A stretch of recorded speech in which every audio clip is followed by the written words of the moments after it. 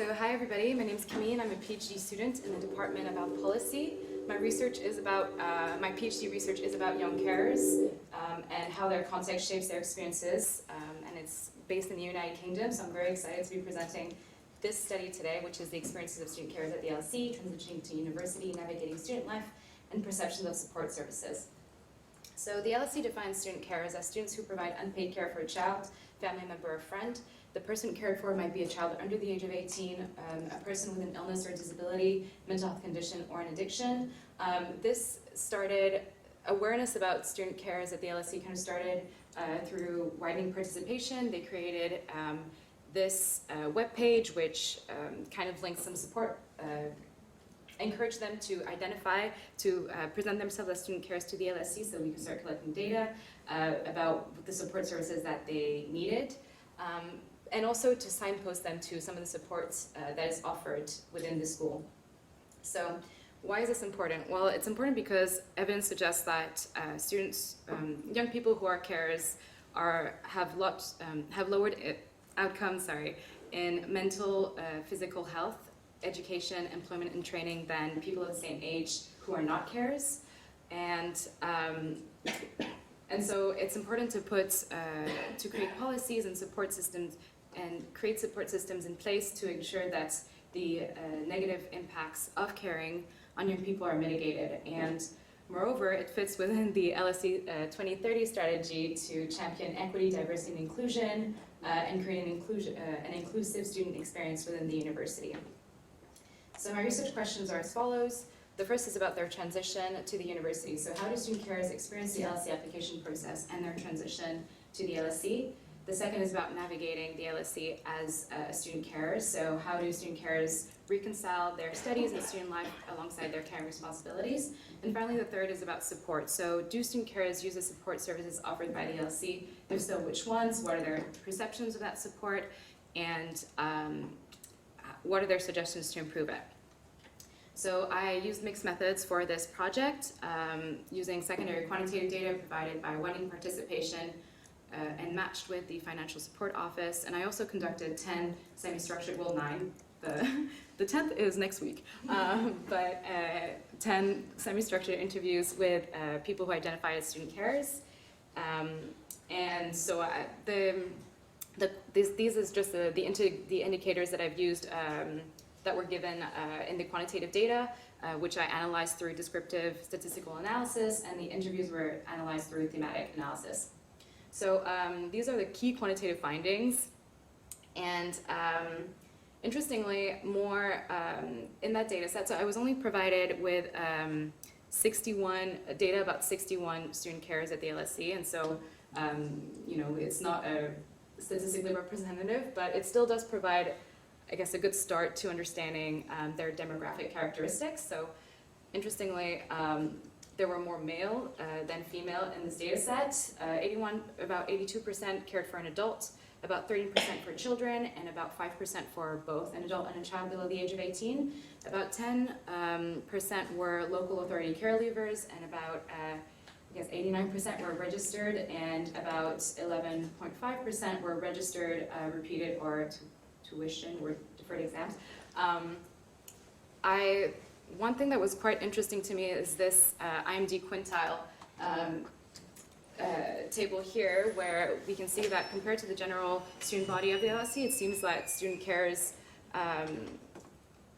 are from areas that are more deprived as per the IMD quintile scale. So I thought that was quite an interesting finding. And this is just a brief demographic characteristics about my participants. So out of the interview participants, 7 were female, 2 were male, and 1 was non-binary or identified as non-binary and third gender. Most of the participants that came forward were undergrad students, so about 6, and the rest were doctorate and PhD students. So as a result, their ages range from 18 to 34. There was a broad range of ethnicities. So three interviewees identified as any other white background, 1 Irish, 1 English, Welsh, Scottish, Northern Irish, or British, 1 Bangladeshi, Pakistani, African, and then 1 any other Black, British, or Caribbean backgrounds. I guess the people that they care for really varied, mostly, and there was also a wide range of conditions of the people that they cared for. And we also see some overlap, for example, of people who provide for children who also may be having health issues. So I'm happy to cover this a little bit more because what's really interesting is the preliminary quantitative findings. So about their application and transition, well, overall, there was a mostly positive, student carers felt that their application process was mostly positive and a straightforward process, thank you, with responsive and helpful advice from divisions and departments when they contacted them. It was quite clear that when they were considering the LSE as a place to study, they were considering the situations of their care. So for example, whether or not they would be able to secure housing in London, and affordable housing as well, the location of that housing, so their distance, for example, to the care recipients, or to a nursery, if they were caring for a child below the age of 18. And finances, so could they actually afford living in London, and continuing to find ways to make to earn an income on the side, and then also the admin processes. So that kind of related to things like applying for visa for students who were international, for example, and then for doctoral and PhD, for doctoral and research students, this also included the specific measure in place where we're able to reside outside of the UK that was put in place for the pandemic. In terms of challenges in reconciliating caring alongside their studies and their student life, the first one was about not feeling understood or represented within the student body, and in some of the interactions with the faculty and the staff. But I will say for the faculty and staff, this was really person dependent and department dependent. So I had a really wide range of experiences about that, but the overarching theme being that overall they don't feel understood and represented. The second one was about their mental health, so obviously juggling caring responsibilities alongside all the other responsibilities as a student added a lot of stress.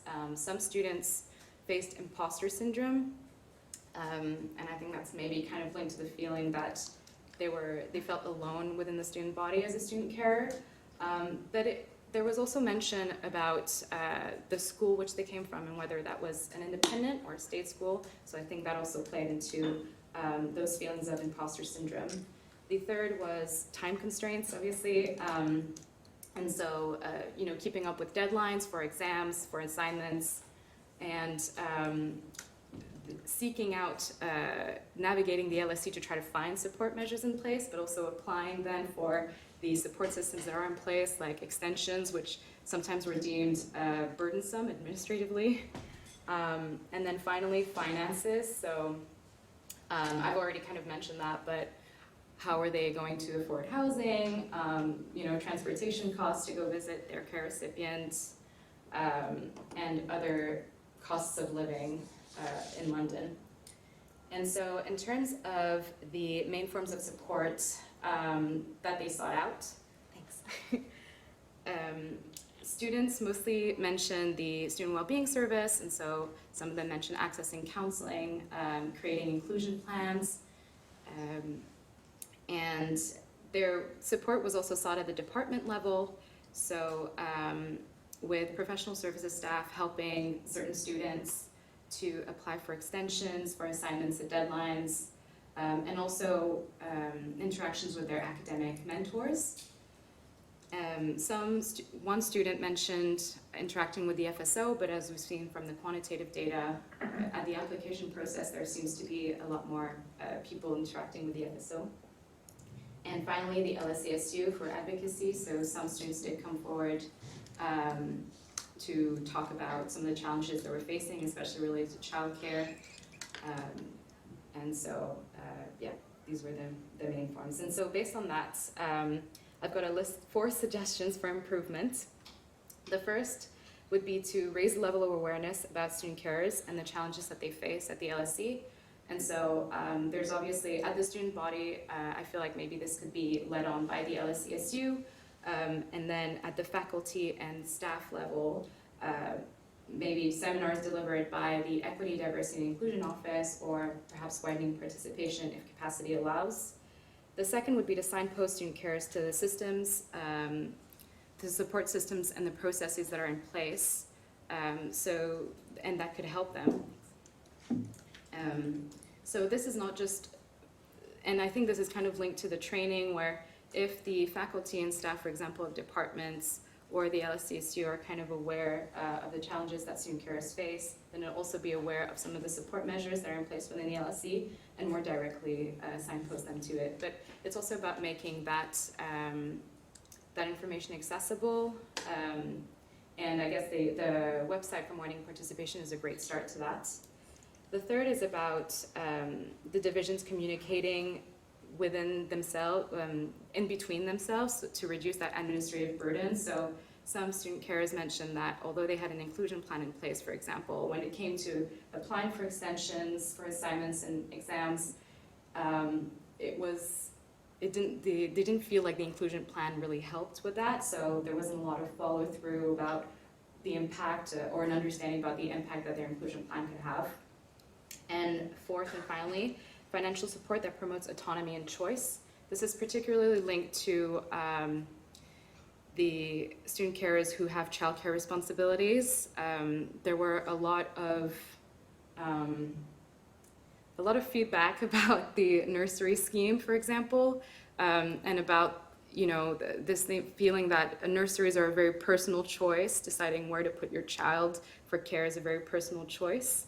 And so rather than providing a discount, perhaps providing a bursary that would allow parents to make that choice basically make people a bit happier, because it's also about the location of the nurseries weren't always considered to be very convenient for student carers. So those were my findings and suggestions. Thanks very much for your attention.